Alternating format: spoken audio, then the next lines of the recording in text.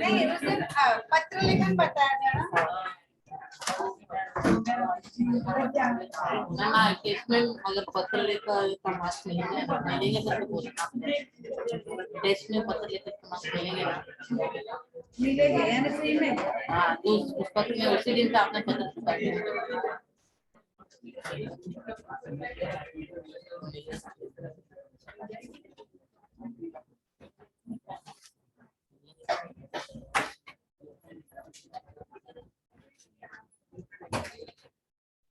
Tenth में आने के बाद बदमाशी करो चलेगा, पर इतनी भी बदमाशी मत करो कि बर्दाश्त के बाहर हो जाए। और यहाँ जो टीचर्स लोग वगैरह आते हैं वो आपको पढ़ाने को आते हैं, टाइम पास करने के लिए नहीं आते आप लोगों के साथ। उनको टाइम पास करने के लिए और भी कई जगह है, और आपके माता पिता यहाँ फीस भरते हैं वो आपको पढ़ाने के लिए। यहाँ आप बोले जाओ बेटा जाके क्लासेस में टाइम पास करके आ, इसलिए आते हैं आप लोग।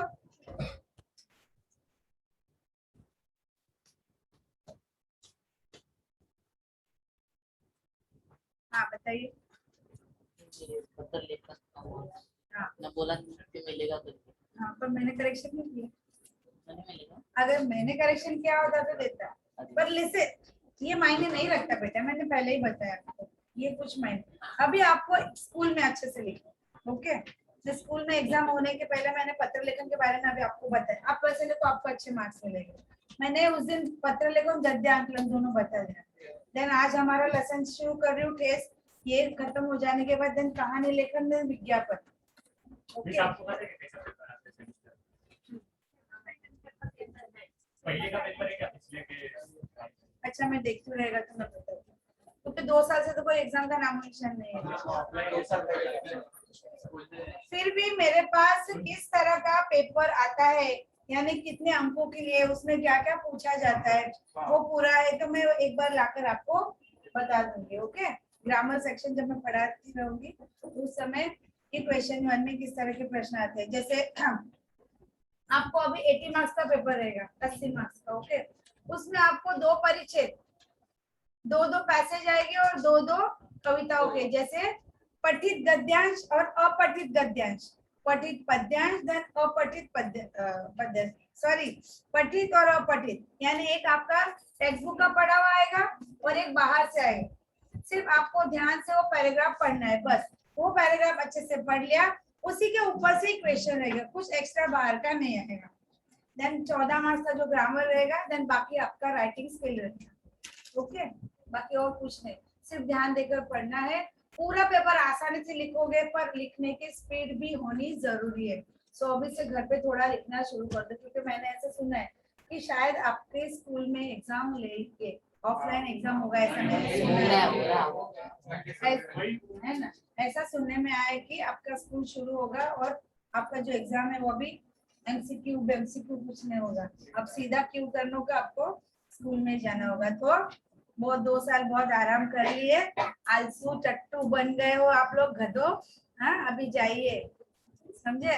अभी आपको ऐसा लग रहा है, अभी तक आपको ऐसा मालूम था कि स्कूल शुरू होगी, पर दिवाली बाद ना, अभी तो 2 महीना बाकी है।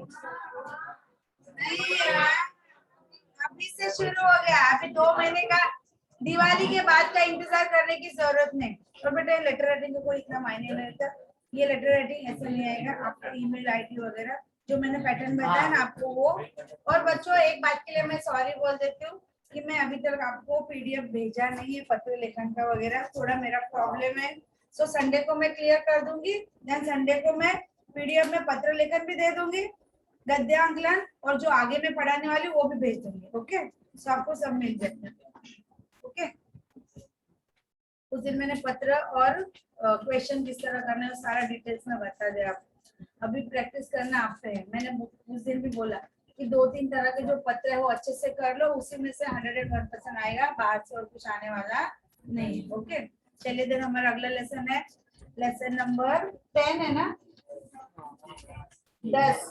ठेस का मतलब है दुख पहुंचना, है ना।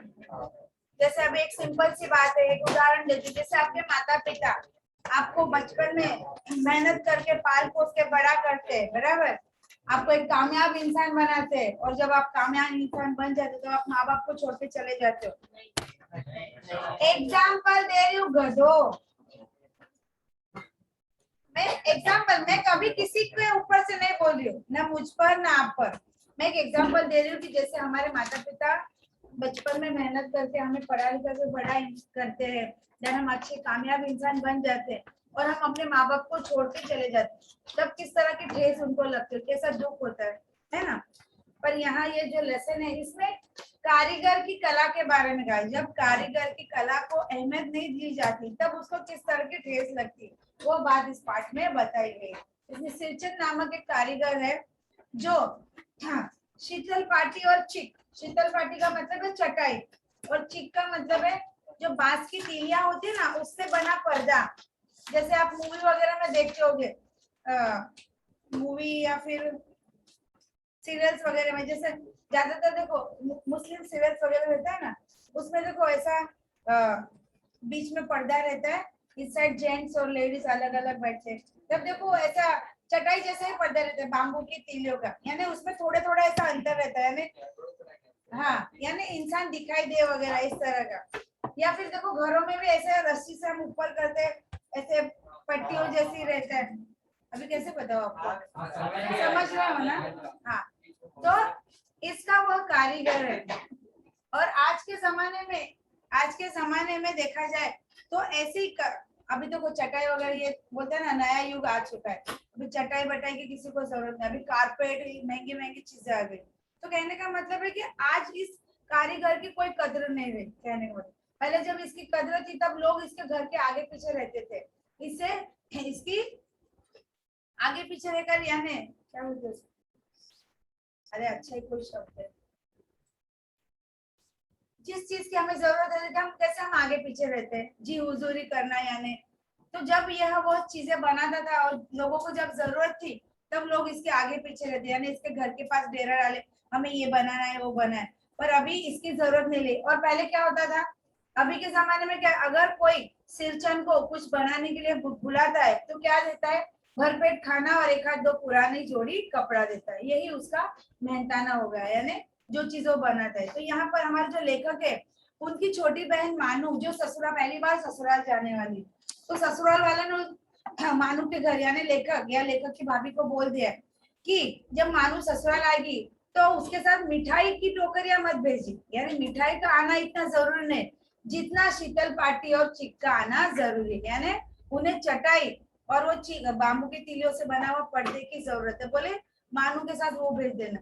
तो इस कारणवश सिरचन को एक बार लेखक के घर, क्योंकि कहा है यहाँ कि सिरचन है वो कारीगर है, उसे खेतों में काम करना वगैरह नहीं आता, तो समय आने पर जब अगर खेतों में काम के लिए मजदूर लग चाहिए होते तो कोई भी सिरचन को बुलाता नहीं था, क्योंकि उसे खेती बाड़ी का काम आता ही नहीं था। इसको यानी अरे पूरे गांव में से सिरचन ही ऐसा था कि जो ये सारी चीजें बनाता था, जैसे आपने देखा होगा ऐसे बैठने के ये भी होते टेबल जैसे डमरू आकार के होते, देखो ढोल बैठने के ढेब बोलते हैं उसको, इसमें कुछ अलग शब्द दिया है, तो ये सारी चीजें बनाते, तो लेखक वही, और सारे लोग सिरचन को किस नाम से पुकारते कि ये कामचोर है, मुक्तखोर है, चटोरा है, यानी इसे अच्छी अच्छी चीजें खानी चाहिए।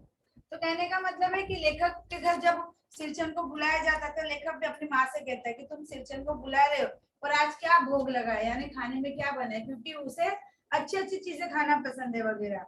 और जब तो लेखक की माँ कहती कि सिरचन जब आएगा तो मुझसे इस चीज की आशा नहीं करता, जो भी मैं देती हूँ वो प्यार से खाता है। मगर यहाँ पर लेखक की जो भाभी है मछली भाभी, वह सिरचन का अपमान करती है, यानी जब आता है वह जब आधी अधूरी जो काम होता है उसको, जैसे शीतल पाटी यानी चटाई और चीक वगैरह बनाते बनाते उसे खाने की चीजों के ऊपर से कोई ताना मारा जाता है, उसका अपमान होता है, उसकी जो लेखक की जो चाची है वो भी उसका अपमान करती है, यानी यहाँ पर उसके स्वाभिमान को ठेस लगती है, कहने को उसे दुख होता है, और सिरचन वह अधूरा काम छोड़कर चला जाता है। और कहने का मतलब कि जब सिरचन अपना अधूरा काम छोड़कर चला जाता है तो वो वापस वहां लौट कर आता नहीं। मानू भी इस बात से दुखी हो जाती है क्योंकि उसे ससुराल में वो सारी चीजें लेकर जानी होती है। तब उसकी माता यानी लेखक की माँ मानू को कहती है कि जानो तो बेटा मैं तुम्हें किसी मेले में से ये सारी चीजें खरीद कर भिजवा दूंगी। और जब लेखक मानू को लेकर स्टेशन पर जाते हैं उसे ससुराल भेजने के लिए यानी विदा करने के लिए, तब वहां सिरचंद ये सारी बात चीजें बनाकर लेकर आता है। हाँ और एक बात बीच में, जब लेखक की माँ सिरचंद से कहती है कि तुम्हें ये सारी चीजें बनानी, अगर तुमने बहुत अच्छी बढ़िया बनाई तो मैं तुम्हें मोहर के मेहर ब्रांड वाली मोहर छाप वाली धोती खरीदने के पैसे दूंगी। यानी कहने का मतलब है अच्छे ब्रांड के कपड़े, जैसे हमारे बोलते हैं ना रेमंड्स वगैरह अच्छे ब्रांड होते हैं ना, सिंपल से कपड़े ऐसे हम नॉर्मली कपड़े खरीदते हो नहीं, पर अच्छे ब्रांड वाले कपड़े जैसे रेमंड्स है वगैरह, जैसे आप लोग शर्ट पैंट भी खरीदते हो ना रेमंड्स के वगैरह, यानी कहने का मतलब अच्छे ब्रांड वाले। तो यहाँ पर वही बात कह रहे हैं सिरचंद से लेखक की माँ कहती है कि तुमने अगर शीतल पार्टी और चीक अगर अच्छी बनाई तो मैं तुम्हें मोहर छाप वाली धोती खरीदने के पैसे दूंगा, यानी अच्छी ब्रांड की धोती खरीदने हेतु पैसे दूंगे। तो यही बात जब अंत में जब मानू ससुराल जा रहे होती ट्रेन में बैठती है, तब सिरचंद दौड़ता हुआ आता है स्टेशन पर और अपने पीठ पर वो सारी सामान लाद कर लेकर आता है और मानू को देते हुए कहता है कि ये सारी बात जो आपको जो चीजें चाहिए थी वो सारी अब मेरे तरफ से आपको तोहफा यानी गिफ्ट कर। तब मानू उसे वो धोती खरीदने हेतु पैसे देती, तब वह लेता नहीं और उससे माफी मांगता है, क्योंकि यहाँ पर भाभी ने उसका अपमान किया है और वो सारी चीजें तो मानू को चाहिए थी ना, इसलिए उस बात की गलती के लिए माफी मांगता हुआ कहता है कि ये सारी चीजें आपके लिए। और लेखक जब वो सारी चीजें देखता है तो देखता ही रह जाता है, यानी इतनी सुंदर उसकी कारीगरी रही। तो कहने का मतलब है कि एक कारीगर का अगर स्वाभिमान को ठेस लगती तो उसे कितना दुख है, यानी कारीगर को अपनी जो कला है वो कला को अगर कोई अहमियत नहीं देता तो उसे बहुत ही बुरा लगता है। जैसे सिंपल सी बात है, आप अगर कोई अच्छा ड्राइंग बना रहे हो बराबर, और वो ड्राइंग आपने किसी को दिखाया, अगर उसे अच्छा लगे ना फिर भी वो थोड़ी भी आपकी तारीफ करे या बोले इसमें थोड़ी कमी आप और अच्छा कर सकते हो तो आप और अच्छा करो, पर एकदम तुरंत वो आपको ये कर दे कि ये बहुत बुरी गंदी है। सिंपल सी बात, मैंने कुछ डिश बनाई खाने की और मेरे बच्चों को दी और उन्होंने पसंद नहीं किया, बोले छी मम्मी बहुत गंदा है, तो मैं दोबारा वो बनाना ही पसंद नहीं करूंगी। और बोलते ना हर एक व्यक्ति को कोई कोई चीज के लिए मोटिवेट करना चाहिए, जैसे बच्चे ड्राइंग कर रहे हैं कोई भी, नहीं तुमने अच्छा बनाया तुम और अच्छा बना सकते हो, तो वो व्यक्ति दोबारा जो भी करेगा वो अच्छे से और अच्छा करने की कोशिश करता है। तो यहाँ इस पार्ट में यही है कि सिरचंद कारीगर होते हुए भी उसकी कला का अपमान होता है, इस बात का उसे बहुत ठेस लगता है। तो वही पार्ट वही घटना यहाँ वर्णित की गई है इस पार्ट में। तो चलिए पार्ट देख लेते हैं। क्या हुआ सब इतने क्यों खामोश हो गए? सॉरी अच्छी यहाँ पे कहने का मतलब एक कलाकार बोलते ना, कलाकार कला को कुछ बोलते ना खाना वाना नहीं, उसकी कला की तारीफ। अगर अभी मैं गाना गा रही हूँ बराबर, मैं गाना गा रही हूँ, आप गाना सुनोगे कुछ रिएक्ट नहीं करोगे तो मुझे कितना बुरा। अब मैं गाना गा रही हूँ आप ताली वगैरह बजाते हो, वहाँ क्या होगा मुझे और हाँ मुझे ऐसा लगा कि नेक्स्ट टाइम मैं और सुरीला गाऊं, भले मैं बाथरूम सिंगर हूँ मुझे मालूम है, पर मैं कुछ गा तो रही हूँ ना, कर तो रही हूँ ना, कुछ तो एक्टिविटी है ना मुझ में। तो उस समय उस कला का अगर आप सम्मान करते हो तो वो मुझे बहुत है। अगर आप बोले छी क्या किया है रे, तुझसे तो अच्छा वो गाय गाती है, गाय बज जो भी कुछ भी रहेगा, अगर ऐसे बोलो तो मुझे कितना यानी मेरा दिल टूट जाएगा, मुझे बहुत बड़ी ठेस लगी, यानी यहाँ मेरे कला का अपमान हुआ, इस तरह से मुझे प्रतीत होता। चलिए page number 42 lesson number 10 test. ये पूरक पठन है, पूरक पठन बोलो जैसे इंग्लिश में बोलते हैं ना रैपिड रीडिंग, यानी इसमें से केवल अगर आया तो पैराग्राफ आएगा और उसके ऊपर से क्वेश्चन, बाकी और कुछ आने वाला नहीं, यानी एक बार इसे रीड करो बस काम हो गया। चलिए इसके जो लेखक है वो है फणीश्वर नाथ रेणु, ये देखो एक महाराष्ट्रियन है। ओके देखिए इनका जन्म 1921 पूर्णिया यानी बिहार में हुआ और उनकी मृत्यु 1977 में।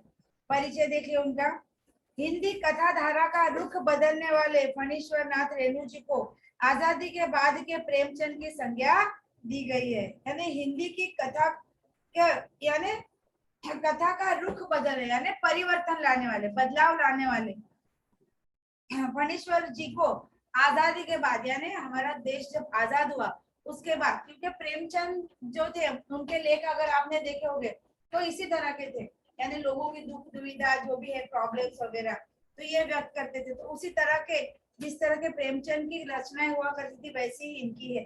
तो इन्हें आजादी के बाद की संज्ञा दी गई, यानी संज्ञा देना यानी नाम दिया। क्या नाम दिया? प्रेमचंद, क्योंकि प्रेमचंद की भी इनकी तरह ही लेखन कार्य किया करते थे। इनकी कहानियां और उपन्यास में आंचलिक जीवन की, आंचलिक बोले तो ग्रामीण, ग्रामीण बोले तो गांव के लोग, आपने देखा होगा तो मुंशी प्रेमचंद के जो बड़े बड़े उपन्यास है जैसे गोदान गबन वगैरह, उसमें आप देखोगे तो ज्यादातर ग्रामीण यानी गांव के लोगों पर ही लिखे हुए थे कि किस तरह के लोग होते हैं, उनका रहन सहन कैसा होता है, किस तरह की परेशानियों से वो गुजरते वगैरह। तो यानी गांव के लोगों का सुंदर वर्णन उनकी सारे उपन्यास में देखा गया है। तो उसी तरह की रचनाएं भी इनके उसमें देखी गई, इनके लेखन कार्य में, किनकी? फणीश्वर नाथ रेणु जी के। इसलिए उन्हें आजादी के बाद का दूसरा प्रेमचंद का नाम दिया गया है, संज्ञा दी गई है, नाम दिया गया। उनके में भी उपन्यास में भी आंचलिक जीवन यानी गांव के ग्रामीण जीवन की धुन गंध लय तय सुर सुंदरता क्रूरता स्पष्ट रूप से दिखाई पड़ती है। आपकी भाषा शैली में जादुई असर में गया, यानी भाषा शैली यानी लैंग्वेज ऐसी थी, कुछ देखो ऐसी होती कि अगर हम पढ़ते तो हमारा इंटरेस्ट और भी बढ़ता जाता है, ऐसा लगता है हमें और पढ़ना चाहिए। और तो इस तरह की उनकी भाषा शैली थी, यानी उनका लैंग्वेज ऐसा था कि उसको पढ़ने के बाद पाठक और भी पढ़ता था। इस तरह का जादुई असर उनकी भाषा शैली यानी रचना की भाषा शैली में देखने को मिलता था। देखिए इसमें प्रमुख मुद्दा है महिला आंचल। महिला आंचल दूरदर्शन पर महिला आंचल करके एक सीरियल आती थी, अभी आपको पता है कि नहीं? आपकी मम्मी वगैरह को पता होगा। दूरदर्शन जब था, अभी तो इतने प्रकार के टीवी आ गए, एम टीवी, यू टीवी, क्या क्या। अभी तो टीवी भी नहीं, अभी तो मोबाइल का जमाना आ गया, अब तो टीवी को भी कोई नहीं पूछता। हमारे जमाने में टीवी पर वेडनेसडे देन फ्राइडे चित्रहार करके आता था, उसी समय हमें गाने देखने को मिलते थे। अभी तो मोबाइल पे जो गाना चाहिए गूगल भाई को बोलो अभी बचा देगा, उसको बोलो नाचेगा तो वो भी नाच देगी, कहने का मतलब। यानी उस समय के बोलते ना, कोई चीज थोड़ी मिलती थी तो बहुत खुशी मिलती थी। आपको मालूम है हमारे समय में इतना कुछ ये नहीं था, अभी तो बर्गर पिज्जा, उस समय तो ऐसा कुछ नहीं, ज्यादा ज्यादा वड़ा पाव समोसा या पानी पूरी, इसके अलावा हमें और कुछ मालूम नहीं था, बराबर। ये पिज्जा बर्गर नूडल्स चाइनीज चाव चाव पाव ये कुछ भी मालूम नहीं था उस समय खाना है तो ये।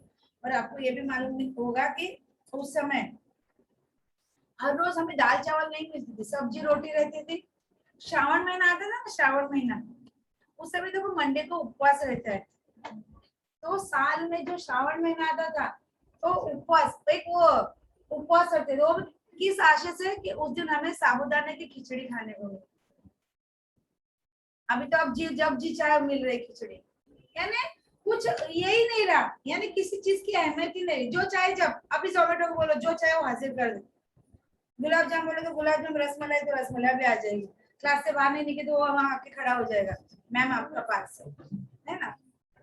उस समय, और उस समय पूरा खाना रहता था, जैसे हाँ, दाल चावल और मसाले वाली सब्जी में, अभी तो हम रोज ही खाते मसाले वाले सब्जी, उस समय मसाला बहुत कम बनता था, यानी उस समय तनख्वाह भी बहुत कम थी लोगों की, तनख्वाह के हिसाब से महंगाई थी कम। अभी तो देखो जितनी महंगाई उतना वेतन है, और वो रहता कहाँ है, पूरा खर्च हो जाता है, बराबर कि हाँ। दाल चावल उस समय, और मसाले वाली सब्जी, और वो बोलते हैं ना आलू की वड़ी, मालूम है क्या? आलू के आलू वड़ी, हाँ, वो तो बहुत रेयर, यानी मिल, अगर वो खाने को मिला तो बहुत बड़ी तकदीर वाली थी। गुलाब जाम ये सब, ये तो अभी तो नॉर्मल हो गया, जब जी चाहे खाओ, यानी अभी हमारे घर में भी बनता है, ऐसा नहीं, पहले की बात, यानी उस समय की बात अगर याद आती तो ऐसा लगता है कि बाबा अभी हम कितने सुखी। इंसान बोला ना, इंसान जिस सिचुएशन में है ना उसमें उसको समाधान नहीं रहे, कहने का मतलब है कि हमें हमसे ऊपर नहीं देखना है, हमसे नीचे देखो, हम फिर भी हमारी जो लाइफस्टाइल है वो अच्छे से जी रहे। देखो मनुष्य को जीवन में कौन सी चीजें चाहिए, रोटी कपड़ा मकान, ये चीजें मिल रही है ना हमें, तो हम सबसे सुखी है। जिन लोगों को ये चीजें नहीं मिल रही, रहने को घर नहीं है, ऐसे लोग देखो कुछ तो मिला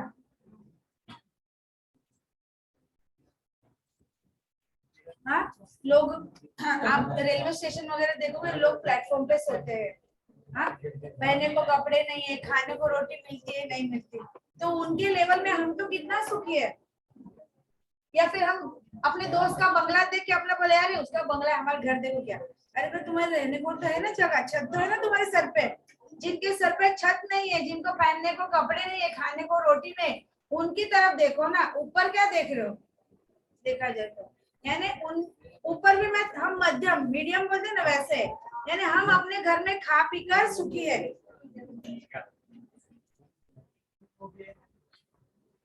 मधुमक्खी है क्या? बस जाने दो जाने।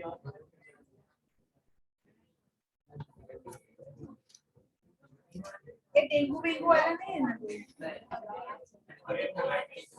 बस बस, अरे अजूबा देख रहे हो जैसे। चलिए आगे देखिए।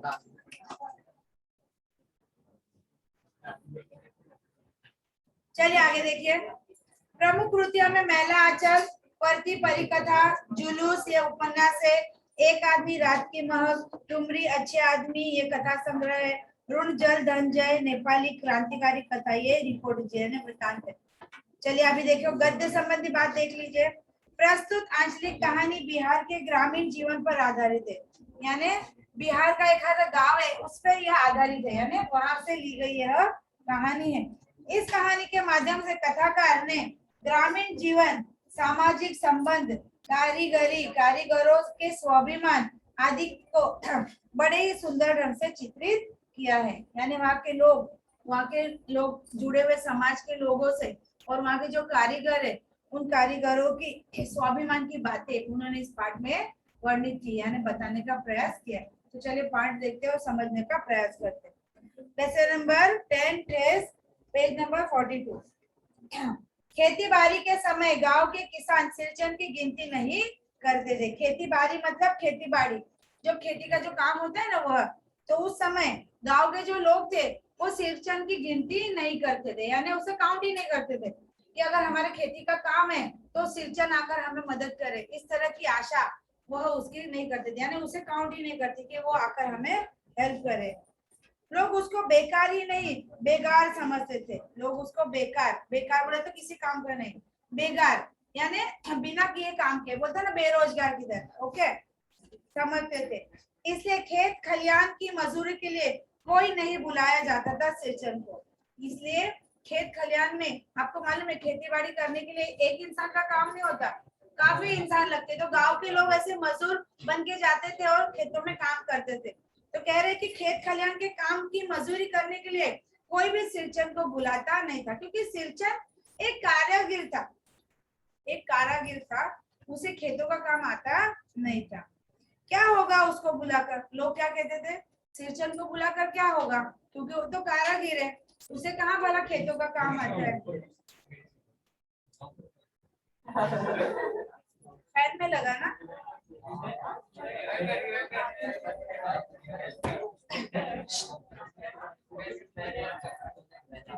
इधर है इधर, नहीं वो ऐसे मरा हुआ है, मत मारो, वो गिरा है उधर।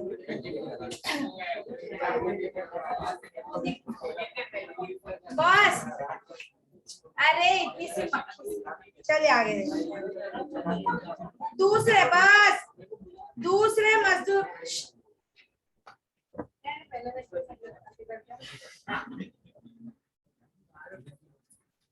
इतने बड़े बच्चे को कौन मारे। चलिए दूसरे, क्या होगा उसको बुलाकर, लोग क्या कहते थे क्या होगा सिरचन को बुलाकर, क्योंकि उसे तो खेतों का काम आता ही नहीं। दूसरे मजदूर खेत पहुंचकर 1/3 काम कर चुकेंगे, तब कई सिरचन राय हाथ में खुरपी डुलाता हुआ दिखाई पड़ेगा। यानी लोग क्या कहते हैं गांव के कि दूसरे किसी मजदूर को बुलाकर अगर हम खेत में काम करवाए तो वह 1/3 यानी 1/3 का काम कर चुका होगा, तब जाकर सिरचन आएगा, वो भी हाथ में खुरपी लेकर डोलता हुआ आता हुआ दिखाई पड़ेगा। पगडंडी पर तोल तोल कर पांव रखता हुआ धीरे धीरे, कह रहे पगडंडी, पगडंडी बोले तो दो खेतों के बीच में जो रास्ता होता है ना कच्चा छोटा सा, उसे कहते हैं। तो कह रहे कि ऐसे पगडंडी पर तोल मोल कर यानी तो संभल के पाँव रखता हुआ आता हुआ नजर आएगा, वो भी कैसे, धीरे धीरे यानी स्लोली। मुफ्त में मजदूरी देनी हो तो और बात है, कह रहे कि पूरा दिन क्या होता है, मजदूर जो होते हैं वो पूरा दिन काम करते हैं, सुबह से उनका एक टाइम होता है, जैसे सुबह 6 बजे या 7 बजे से शाम के 5 बजे तक, ऐसा उनका टाइम होता है। पर सिलचर अगर शाम को आता है सब टाइम खत्म होने के बाद, फिर उसको मजदूरी क्यों दे, यानी मुफ्त में थोड़ी ना देना है मजदूरी, अगर मुफ्त में देना है तो बात अलग है, ऐसे वो गांव के लोग कहते हैं। आगे देखिए, आज सिलचर को मुफ्तखोर, कामचोर या चटोरा कह लीजिए कोई, कह रहे कि आजकल लोग उसे क्या कहते हैं, मुफ्तखोर यानी मुफ्त में, हाँ, और कामचोर यानी काम से जी चुराने वाला, यानी जिसे काम करने की इच्छा नहीं होती। चटोर, चटोर यानी खाने का शौकीन या स्वादिष्ट, स्वादिष्ट खाना बोलते ना, घर जगह मम्मी आज ये बनाना, बोलते लई चटोरा है, यानी इसकी जबान में बहुत टेस्ट है, इसको अच्छी अच्छी चीजें खाने को चाहिए, तो ऐसा उसे चटोरा भी कहते हैं। एक समय था जब उसकी मढ़िया के पास बाबू लोगों की सवारियां बंधी रहती थी।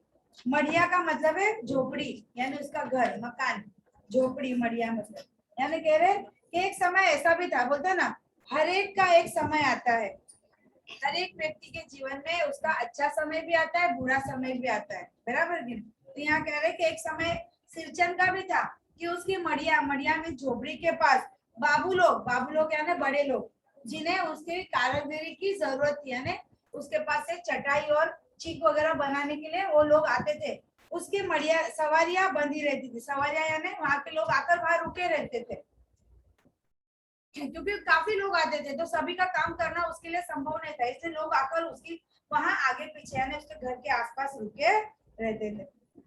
उसे लोग पूछते ही नहीं बल्कि खुशामद भी करते थे, यानी उसको लोग पूछते ही नहीं, उसकी खुशामद करते थे, यानी उसके आगे पीछे चलते रहते थे। अरे सिरचन भाई, अब तो तुम्हारे ही हाथ में यह कारागिरी रह गई है सारे इलाके में, और उसकी खुशामदी में क्या कहते हैं कि अरे सिरचन भाई, अब आप ही के हाथ में ये कारीगरी रह गई है, बाकी इलाके में और किसी को ये आता नहीं, यानी पूरा जो एरिया है उसमें किसी को भी आप जैसी कारीगरी आती नहीं, इस तरह की उसकी खुशामदी भी करते थे। चमचागिरी क्या बोलते हैं उसको, यस, बटर, अमूल बटर।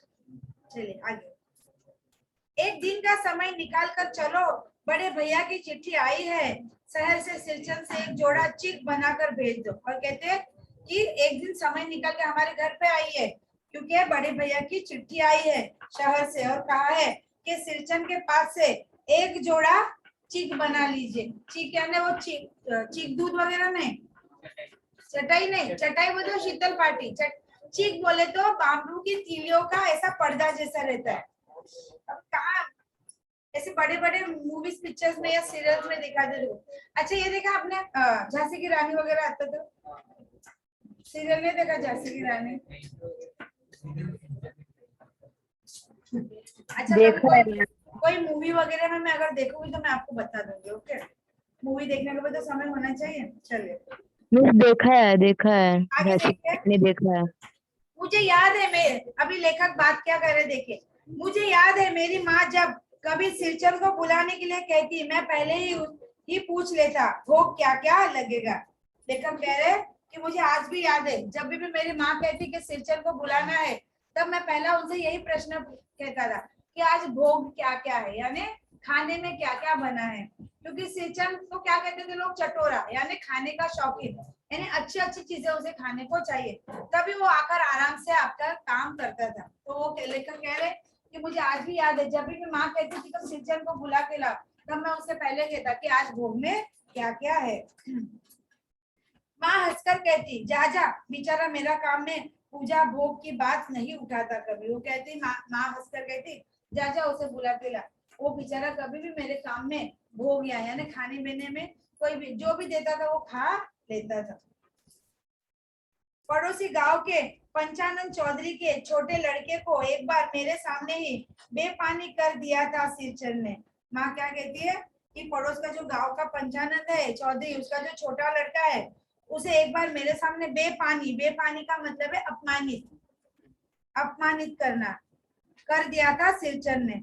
तुम्हारी भाभी नाखून से काट कर तरकारी परोसती है। काट कर यानी तरकारी यानी सब्जी, और नाखून से काट कर का मतलब है बोलते ना चिंगुसाई यानी बहुत कम परोसना। परोसना यानी जब हम खाना देते हो क्या बोलते हैं उसको, हाँ कंजूसी।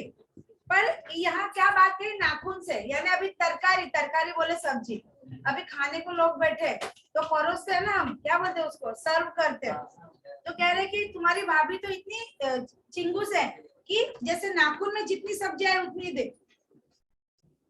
नाखून से ये देखो क्या दिया है, नाखून से काट कर तरकारी परोसती है। कहने का मतलब तरकारी सब्जी में नाखून ऐसे डालेगी और नाखून में जितनी सब्जी है बस उतनी उसे परोसना।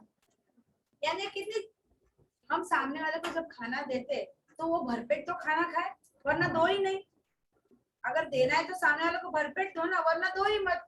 तो कह रहे यहाँ हाँ, लेखक की माँ कह रही कि तुम्हारी जो भाभी है वो तो तरकारी दे परोसती है, यानी सब्जी परोसती है, तो इस तरह देती है कि जैसे नाखून में जितनी है उतनी देना। नॉर्मली ये मुहावरों की कहावत की तरह। बाकी हम भी घर में चमचे से देते, हम कभी इतने बड़े नाखून फिर भी उसको बोले छी, बोलेगा छी नहीं खाना है, हमें खाना ही नहीं खाना है। कहने का मतलब हम बोलेंगे हमें खाना ही नहीं खाना है। एक्चुअली आपको मालूम है ये नाखून हमारी बुराई का प्रतीक है। कहते हैं एक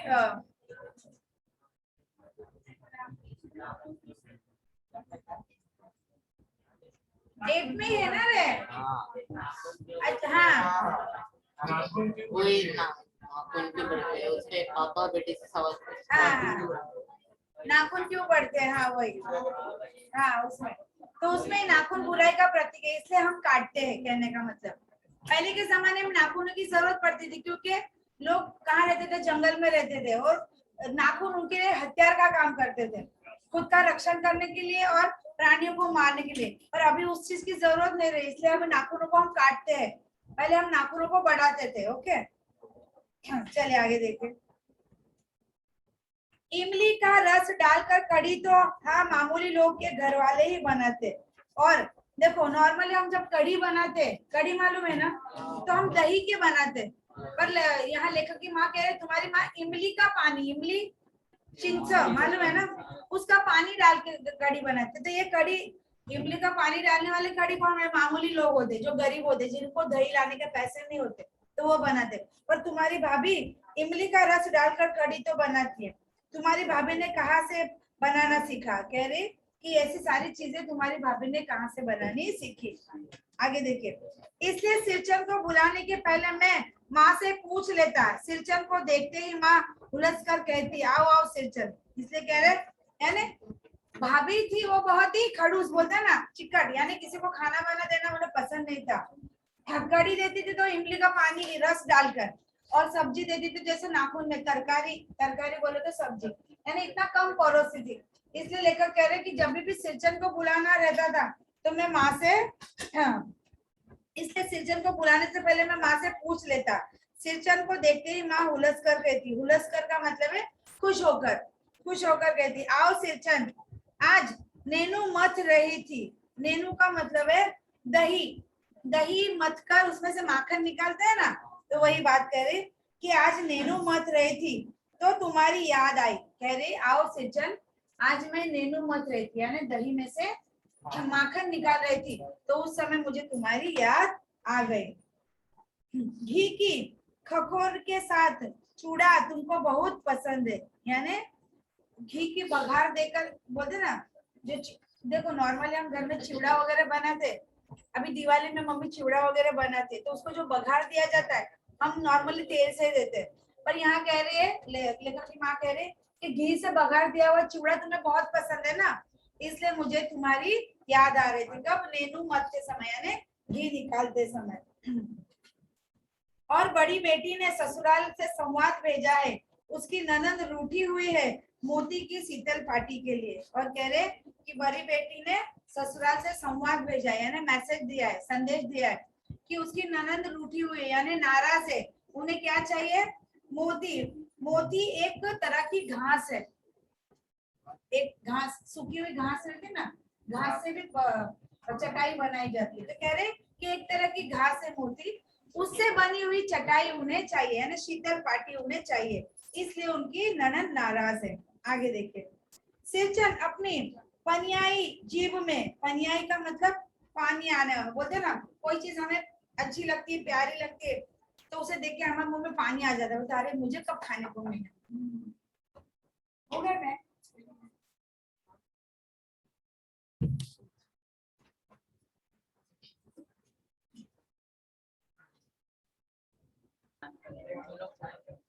आपका आवाज बहुत कम आ रहा था बाहर, बहुत कम था, थोड़ा और जोर से आना चाहिए ना, कि अभी मेरे गाड़ी में पेट्रोल है ना, गाड़ी दौड़ी है। अरे आज ऊपर से बाबा चाय तो पीने दे, तो 2 मिनट बैठने बैठे में आवाज इतना फास्ट, क्या बोलते इंग्लिश में फास्ट फास्ट फ्राइडे। जय मां संतोष। चलिए चलिए ध्यान दीजिए, चलिए नहीं कहने का मीन्स हम नॉर्मली उपवास करते तो पूरा दिन रोज हम खाना खाते, उससे ज्यादा उस दिन खा लेते हैं, होता है ना, नॉर्मली यही होता है ना, रोज हमारे घर। हरिओम, बाहर जाना है, तेरा आवाज आ रहा है यहाँ तक, बाहर तक।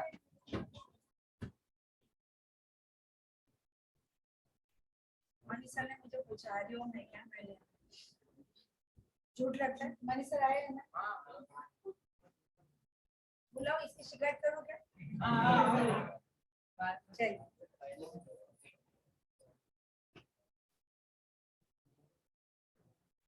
सिरचन अपनी पनियाई जीभ को संभाल कर हंसता हुआ, पनियाई यानी मुंह में पानी आने वाले है ना, यानी कोई चीज अगर हमें अच्छी लगती है, उसके बारे में अगर बात भी होती तो भी हमारे मुंह में पानी आ जाता है, ऐसा लगता है आज घर जाके पिज्जा मंगाऊंगा, बर्गर खाऊंगा, पर टीचर जल्दी छोड़े तब ना,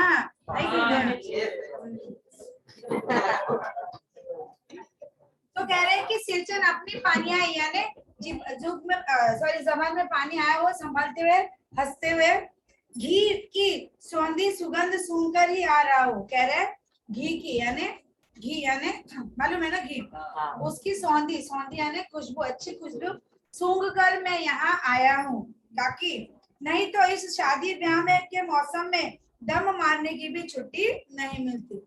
देखो सिरचन ऐसी बातें कर रहा है जैसे उसे बहुत ऑर्डर है वगैरह, बहुत चीजें बनानी है, तो क्या कह रहा है कि आपकी घी की सौंधी सुगंध यानी अच्छी सुगंध सुनकर ही मैं यहाँ पर आया हूँ, ताकि वरना शादी ब्याह यानी मैरिज का जो मौसम चल रहा है उसमें दम मारने की, दम मारना यानी थोड़ा भी आराम करने का समय मिलता नहीं है। पेज नंबर 43 पर देखिए, सिरचन जाति का कारीगर था, यानी सिरचन रियल में बोलते ना उसकी जो कास्ट थी वो रियल में क्या थी, कारीगर थी। मैंने घंटों बैठकर उसके काम करने का ढंग को देखा है, लेकर क्या कह रहे घंटों बैठकर यानी काफी समय, घंटों मीन्स 1 आवर 2 आवर, ऐसे काफी घंटों बैठकर मैंने उसके कारीगर यानी काम करने का ढंग देखा यानी तरीका देखा है।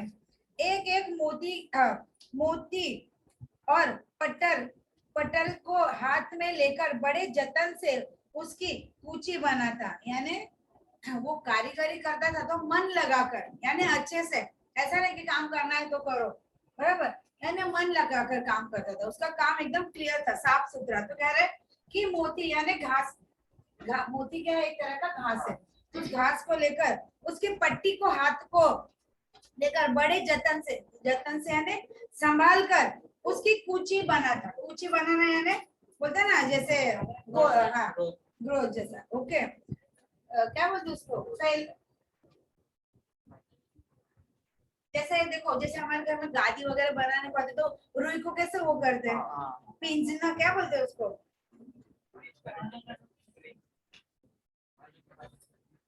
हाँ वही हुआ, आप समझ गए ना क्या मैंने, बस तो हाँ बना था।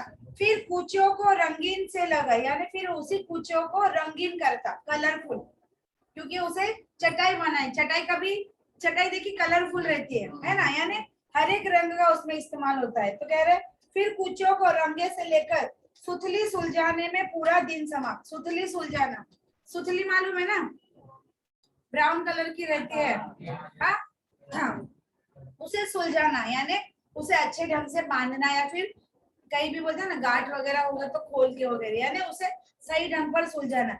इसी में उसका पूरा दिन समाप्त हो जाता, यानी इतने 2 काम करने में वो पूरा एक दिन लगा लेता था। काम करते समय उसकी तन्मयता में जरा भी बाधा पड़ी तो गेहूं सांप की तरह फुकार उठता। कह रहे कि जब वो काम करता, तन्मयता, तन्मयता का मतलब है एकाग्रता, यानी तल्लीन होकर, यानी वो जब काम करता तो पूरा मन लगाकर। तो कह रहे कि तन्मयता से भरा, जरा भी बाधा, बाधा बोले तो रुकावट, अगर हम कोई काम कर रहे हैं, कोई हमें बार बार डिस्टर्ब करता है तो हमें बहुत गुस्सा आता है ना। जैसे मैं मन लगा के पढ़ने को बैठूं, मम्मी बोली इधर आ ना, ये लेके आ, वो लेके आ, बार बार उठा, क्या है मम्मी, एक बार बोल नहीं सकती, 10 बार उठाती। आपको भी फील होता है ना गुस्सा।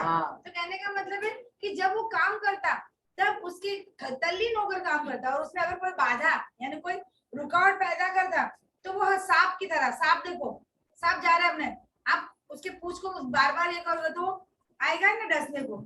मैं मेरे रास्ते जा रहे होते हैं, कोई चर्बी चर्बी करने की कोई जरूरत है? बहुत से बच्चे क्लास छूट जाते, कुत्ता सोया है फिर भी उसको लात मारेंगे, और फिर उसने काटा तो बोले कुत्ते ने काटा। कोई जानबूझ के किसी को परेशान नहीं करता, आप उसे परेशान करोगे तभी वो आप पे हमला करेगा। कहने को मतलब, आपको नींद आ रही है बेटा? ऐसे उसकी आंखें बंद हो रही थी थोड़ी सी, या फिर वो मेरी बातें गौर से सुन रहे हैं। तो कहने का मतलब है अगर कोई उसके काम में बाधा उत्पन्न करता, रुकावट डालता, तो वो सांप की तरह उसे फुकारता। ओके, फिर किसी दूसरे से करवा लीजिए, यानी कह देता, गुस्सा हो जाता, फुकारता और कहता कि अगर आपको काम करना है तो किसी और से कर लीजिए। फिर बोलोगे कि सिरचंद मुंहजोर है, कामचोर है, यानी कह रहे कि मैं जब काम कर रहा तो तुम उसमें रुकावट पैदा कर रहे हो। तो वो सांप की तरह फुकारता और कह देता तुम्हें अगर काम कर रहा है तो किसी और से करवा लो। फिर कहते हो कि सिंचन क्या है, मुंहजोर है, मुंहजोर यानी मुंह पे बोलने वाला। ओके, या फिर कामचोर है यानी काम अच्छे से करता नहीं, काम से जी चुराता है। आगे देखें, बिना मजूरी के पेट भर भात पर काम करने वाला कारागिर। बिना मजूरी यानी वो कारागिरी है पर उसे उसकी कारीगरी के पैसे मिलते नहीं है। क्या मिलता है? तो पेट भर भात, भात बोले तो खाना यानी, ओके, राइस। दूध में कोई मिठाई न मिले तो कोई बात नहीं।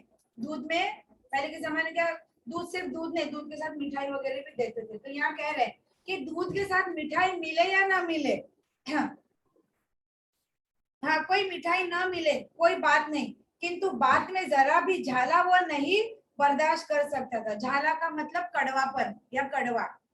कुछ लोग बोलते हैं ना ऐसे, हर एक व्यक्ति को ऐसा टोंटिंग बोलते हैं वगैरह, ताना मारना, हाँ, टोंटिंग ताना वगैरह, तो वो उससे बर्दाश्त नहीं होता था। कहने का मतलब अगर आप दूध में मिठाई दो नहीं दो तो भी चलेगा, पर आपके जो बोल है वो कड़वे नहीं होने चाहिए। कहने का मतलब कुछ लोग ना मुंह पे मीठी मीठी बातें करते हैं और पीछे फिर ताना देते हैं या कुछ भी बोलते हैं, तो वैसी बातें उससे बर्दाश्त नहीं होती थी, यानी वो सहन नहीं कर पाता था। सिरचन को लोग चटोरा भी समझते थे। चटोरा यानी खाने का शौकीन, यानी अच्छी अच्छी चीजें खाने वाला। तली बघारी हुई तरकारी, तली बघारी यानी फ्राई की हुई और बघार दी हुई तरकारी, तरकारी मीन सब्जी। दही की कड़ी, देखो लेखक की भाभी इमली के रस की कड़ी करते, पर यहाँ सिरचन को कौन सी कड़ी पसंद थी? दही की। नॉर्मली हम दही की कड़ी बनाते, कोई लोग छाछ की भी बनाते, मालूम है ना। मलाई वाला दूध, बाप रे, सिरचन तो देखो मलाई वाला दूध। इन सबका पहले प्रबंध कर लो तब सिरचन को बुलाओ। यानी देखो सिरचन को कौन कौन सी चीजें पसंद है? तो तली बघारी सब्जी, देन मलाई वाला दूध और दही की कड़ी। ये सब अगर आप बनाते हो तब आप सिरचन को अपने घर काम करने के लिए बुलाओ, ऐसे यहाँ लेखक कह रहे। दुम हिलाता हुआ हाजिर हो जाएगा। बोलते ना हमें जो चीज चाहिए, जो पसंद है, अगर बोला तो हम उसके पीछे भी जाएंगे ना। बोले चल आज क्लास छूटने के बाद तुझे मैं चाइनीज की पार्टी देते हूँ, आप जाओगे ना उसके पीछे, आपको चाइनीज खाना है तो आपके पीछे जाओगे। दुम हिलाते हुए, दुम यानी अभी सिरचन क्या कुत्ता है तो दुम हिलाते हुए नहीं, ये कहावत है, यानी कि अगर उसके मनपसंद चीज अगर उसे मिल रही है तो वो जरूर वहां हाजिर हो जाएगा। खाने पीने में चिकनाई की कमी हुई कि काम का सारी चिकनाई खत्म, यानी खाने पीने की चिकनाई, चिकनाई यानी अगर वहां चिंगुसाई या कमी दिखाई दी तो वह काम भी वैसा ही करेगा, कहने का मतलब यानी खाने पीने में अगर कमतरता दिखाई दी तो वह काम में ये सारी चिकनाई खत्म, यानी उसकी कारीगरी वहीं पर खत्म, वो कुछ काम करने वाला नहीं। काम अधूरा रखकर उठ खड़ा होगा, जो भी काम है उसे अधूरा रखकर उठ खड़ा होगा। आज तो अब अदक पाल, क्या है लिखा है, अदक लिखा है ना, अदक पाली दर्द से माथा ठनठना, अदक पाली बोले तो आधा सिर दुखता है, देखो है ना, कभी कभी उसको आधा शीशी भी कहते हैं, आधा सिर दुखना। तो कह रहे हैं कि उसे अगर खाने पीने में कमी दिखाई दी तो वो अपना काम में भी चिकनाई छोड़ देगा, यानी काम खत्म वहीं पर, और जो भी काम कर रहा है उसे अधूरा छोड़ देगा और बहाना क्या बना लेगा, अब तो आज तो अब अधिक दर्द यानी माथा ठनठना रहा है, यानी मेरा आधा सिर दर्द कर रहा है, थोड़ा सा रह गया है, काम थोड़ा सा रह गया, किसी दिन आकर पूरा कर दूंगा, वापस कभी दूसरे एक आध दिन आकर उस काम को मैं पूरा कर दूंगा। किसी दिन माने कभी नहीं, किसी दिन का मतलब है अभी सिरचन वो काम करने वापस कभी नहीं आएगा। अगर उसके काम में बाधा पैदा कर दी गई या उसे खाने में कोई कमी महसूस हुई तो वो अपना अधूरा काम छोड़ देगा और बहाना बनाकर कह देगा किसी और दिन काम पूरा करूंगा, और वो किसी और दिन वो कभी भी आएगा नहीं, यानी दोबारा सिरचन वो काम करने वापस आएगा नहीं। टाइम हो गया, 5 मिनट बाकी है ना, एक छोटा पैराग्राफ हो जाएगा, एक छोटा सा, चलिए अभी चाय पिया ना मैंने, उसका 5 मिनट उधर गया ना, एक छोटा सा पैराग्राफ, हमें क्वेश्चन कंप्लीट करना है, मुझे आपको राइटिंग स्किल पढ़ानी है, देन 18 से एग्जाम है ना आप लोगों का, क्या मालूम 8 तारीख से कौन सा स्कूल है, ऑनलाइन है तुम्हारा, ऑनलाइन में आप 80 मार्क्स का पेपर कैसे लिखोगे, 40 है, हम लोग तो स्कूल में जाके लिखना है, टाइमिंग में होता है बेटा आपका 80 मार्क्स करेगा, 40 नहीं 48, 8 स्टैंडर्ड वालों को 40 मार्क्स है, 9th और 10th को 80 है, सामने को 40 है बाद में कन्वर्ट हो जाए 20 मार्क्स का संस्कृत वाले हो ना, तेरा 40 संस्कृत है 40 हिंदी है, हाँ बस क्या डिस्कशन पेपर ना, लोग का सारा पैसा हम लोग का ही क्या 40 नहीं, वो पेपर देख के हम लोग को लिख के ये लाइन जाते हैं। हाँ यानी ऑनलाइन पेपर भेजेंगे, उसे लिखकर सबमिट करना है, वो तो आराम से करोगे ना, तुरंत, यानी इधर खत्म नहीं होगा जाके देना वापस ऐसे, आधा घंटे में जाके आधा घंटा ना, आधा घंटे में तो दुनिया इधर की उधर हो सकती है, पेपर पूछना पड़ रहा है, इसके लिए पूछ रहा था छापने के लिए। हो जाए, जो चीज नहीं है तो बाजू में रख दो, आधे घंटे में बहुत कुछ कर सकते हो, करने में दिमाग चाहिए और कुछ नहीं, करने वाला बराबर करता है, समय मिले या ना मिले वो अपना काम बराबर करता है, और जिसे नहीं आता उसे समय मिलने पर भी कुछ नहीं हो पाता। तो आज ही बताया ऑफलाइन स्कूल पे जाके वैसे तो मैंने भी सुना है कि आप लोगों का जो एग्जाम है वो स्कूल में ही जाकर लिखना है, अभी जो सेमेस्टर रहेगा वही हो रहा हो गया हो गया, कंफर्म हो गया, टाइमिंग का रखना है, लैंग्वेज 3 घंटा बाकी 2 घंटा बस। चलिए पैराग्राफ, लास्ट पैराग्राफ देख लीजिए, लास्ट पैराग्राफ देख लीजिए, मोती घास और पटरे की रंगीन शीतल पार्टी। अभी यहाँ सिरचन कौन कौन सी चीजें बनाता था वो है, एग्जाम में आता है कि सिरचन कौन कौन सी चीजें बनाता था, देखिए मोती घास की पटरे की रंगीन शीतल पार्टी, बांस की तीलियों की झिलमिलाती चीख, सतरंगे ढोर के मड़े, मोड़े, मोड़े का मतलब है आपने देखा होगा ऐसे तीलियों चटाई कैसे होती है, वैसा बैठने का एक छोटा टेबल होता है डमरू आकार का राउंड शेप में, उसे कहा है मोड़े। भूसी चुनी रखी लिए मूंज की रस्सी, बड़े बड़े जाल, मछली पकड़ने के जाल कैसे होते हैं, वैसे रस्सी के जाल होते हैं, देखो वह। हलवाओं के लिए ताल के सूखे पत्तों की छतरी टोपी, देखो बाहर जो खुले पे बैठते हैं, कभी कभी फल वाले हो गए, इतना बड़ा सा छाता ऐसा लगाते हैं, तो वैसे छाती पर वो किस चीज की, घास की बनी हुई। ओके, ये सारी चीजें वह बनाता था। इसी तरह से बहुत से काम है जिन्हें सिरचंद के सिवा गांव में और कोई नहीं जानता था, यानी इस तरह के काम सिरचंद करता था। एग्जाम में आएगा सिरचंद कौन कौन से काम करता, तो ये 4 बातें आपको लिखनी रहेगी। ओके, लिसन, ये कोई ओरली नहीं रहेगा, वो पैराग्राफ रहेगा, उसमें से ढूंढ के आपको लिखना है। कोई भी चीज आपको ओरली लिखनी रहेगी नहीं, पैराग्राफ के ऊपर से क्वेश्चन आंसर आएंगे, उसी से आपको लिखना है। सिर्फ आपको अपने शब्द में जो लिखना है वो होगा स्वमत अभिव्यक्ति, देन राइटिंग स्किल, उपयोजित लेखन जो रहेगा ना, जैसे पत्र लेखन, निबंध, कहानी, वो आपको अपने शब्दों में लिखने। बाकी ये सब आप टेंशन मत लो, पैराग्राफ आएगा उसे अच्छे से पढ़ना है और उसी के ऊपर से आपको क्वेश्चन लिखना है। ओके, सो इस बात का आप टेंशन मत लेना। आगे देखिए, यह दूसरी बात है कि अब गांव में ऐसे कामों में बेकाम का काम समझा जाता है, यानी पहले की बात अलग थी, पर अभी गांव में इस काम को कोई डिमांड नहीं देता है, ये बेकाम यानी फालतू का काम माना जाता है। ये सब चीजें बनाना तो कोई अभी पूछता नहीं है, यानी फालतू का काम समझते हैं। बेकाम का काम जिसकी मजदूरी में अनाज या पैसे देने की कोई जरूरत नहीं, कह रहे कि ये क्या फालतू का काम है, बिना काम का, अभी इस काम के लिए कोई भी मजदूरी देना पसंद नहीं करता, यानी इस काम की अभी किसी को जरूरत नहीं है, ये सारी चीजें बनाना वो क्या समझते, व्यर्थ है, नाकाम है, यानी इसकी अभी किसी को जरूरत नहीं है, तो इस काम के लिए कोई भी उसे मजदूरी नहीं देता। क्या देता है, पेट भर खिला दो, यानी पेट भर खाना दे दो, काम पूरा होने पर एक हाथ पुराना धुराना कपड़ा देकर विदा करो, काम पूरा हो गया, एक हाथ पुराना कपड़ा दे दो और उसको विदा करो, यानी चलता बन। वह कुछ भी नहीं बोलेगा, ऐसे करोगे, पेट भर खाना दोगे, एक हाथ पुराना कपड़ा दे दोगे, तो चला जाएगा, आपसे कुछ भी नहीं बोलेगा। Then next lecture.